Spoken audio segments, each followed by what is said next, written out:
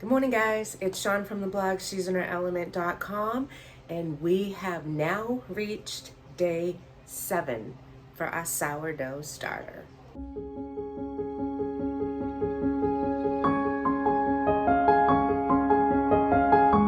So if you've been following this sourdough journey from the beginning, you know the process, but I'm just going to give a quick recap. Day 1, we started with our container, a cup of sifted flour, a cup of filtered water, stirred vigorously, tea towel on top, let it sit for 24 hours. Day 2, we removed half of the mixture out of the container, added another cup of sifted flour and another cup of filtered water. Day 3, 4, and 5, we did the exact same thing. Removed half, added another cup of flour, another cup of water, stirred, tea towel, and it sat for the 24 hours. Day 6 comes into play. Sorry, my cat caught my attention. Day 6 came into play. We removed half, fed it another cup of flour, another cup of filtered water, tea towel. It sat for 12 hours. It got another feeding at the 12-hour mark. So for me, that was 8:30 last night. Now we are on day 7. I am going to remove half. I am going to re-feed my starter, cup of flour, cup of filtered water, stir vigorously, tea towel is going to go on, and I'm going to do it again in 12 hours, which will be 8:30 tonight. And then my starter is ready for use. And I couldn't be more excited because Amazon should be bringing me some things that are going to be quite handy for this sourdough starter, as well as my new fermenting journey that I'm going to take, because that sounds intriguing and exciting too. But for right now, let's take a look at my starter and get day 7 underway. All right, towel off. I do have some hooch on the top. We talked about that yesterday.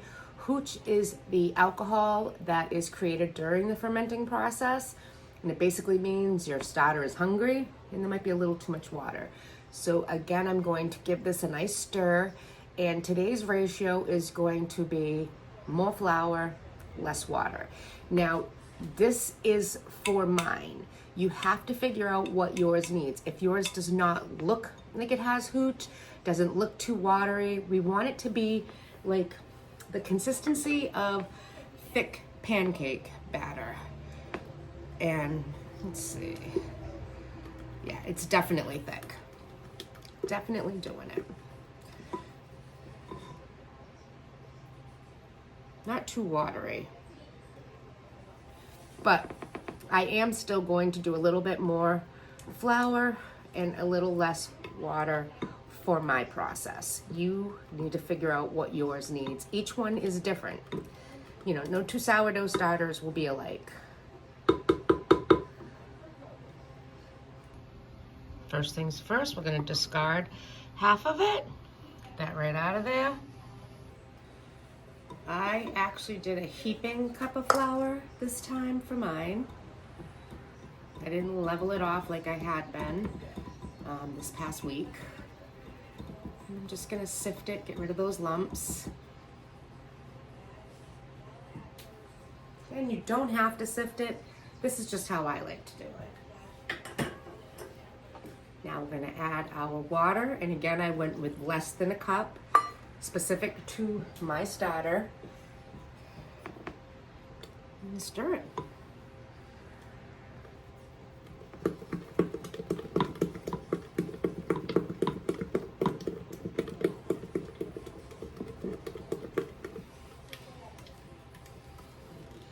Scrape those sides down, scrape the bottom, everything in there together.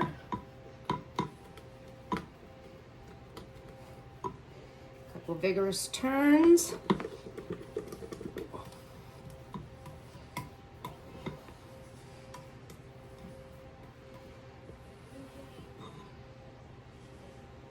I like that consistency better. I'm going to show it to you. So here's my starter. It's thicker, nice thick pancake batter consistency. Now we're just going to take our tea towel right back over it And this is good to sit for 12 hours. All right, so we discarded half, re-added what I needed, stirred, tea towel, and I'm gonna refeed this again at 8:30 tonight. And then tomorrow morning, it's going to be ready for me to use, which I'm super excited for. But there's a few things I just wanted to touch upon today. So after we do that final feeding at 8:30 tonight, well, after I do my final feeding at 8:30 tonight, I won't be discarding any mixture anymore from this. I'll be using it. And as I use it, I will replenish and feed it again. Now, once you start using it, it should be good to go after about an hour or so of feeding. You'll see it all nice and bubbly and just totally ready to take off and be used. Another thing is the jars. As you can see, even though you scrape the sides down, they get, crusty and yucky, and there's just nothing much you can do about that. That's just how it is in the kitchen. You can actually clean these jars, and it is recommended once it gets to that really gross brown crusty stage. So all you're going to want to do is dump your starter into another container, give this one a good clean, a good dry, put it back in. I'm going to continue to use this vessel for my starter, so that's why I'm going to put it back in. You could change it and put it into another glass bowl, another glass jar, and keep it in that one. Again, it's all a matter of preference, but when it starts to get real crusty, dusty, and yucky, that's when you're gonna wanna give it a good cleaning. Again, like I said, we no longer discard after 8:30 tonight. We use and replenish. You do not have to wait 24 hours after feeding it, after the 7th day, to use it.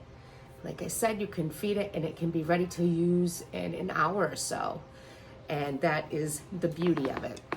When I'm done with it, if I am not going to be using it anymore today or in the near future, I will put an airtight cover on it, not a tea towel. Tea towels are for when it's sitting out on your counter. An airtight cover is for when you want to place it into a dormant hibernating stage, if you will, in the fridge. So I'll put a different cover on it, put it away till I need it again. When I do need it again, I will take it out and feed it. It'll be ready to be used. This is so exciting. Now I did order some more proofing bowls. I have one. I wanted a couple more.